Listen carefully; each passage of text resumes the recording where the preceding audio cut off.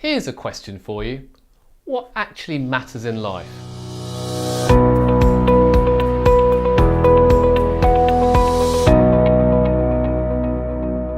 Hi, I'm Arun, and the question what actually matters in life keeps continuing to come back to me in most days of my life.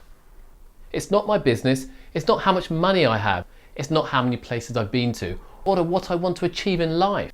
In my humble opinion, it's the relationships with the people that actually matter in one's life. Your loved ones, your friends, colleagues, and people you actually give a damn about, not much else. Now, when you look back on your life, it won't be how much money you have or the number of homes you have that will matter. It will be how you affected in a positive and loving manner the people that actually matter in your life.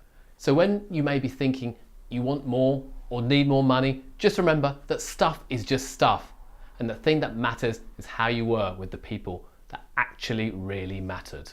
I hope you learned something today. Thank you for watching. Thank you for watching our Samera video. Click our logo for more information on our services. And don't forget to subscribe to our YouTube channel.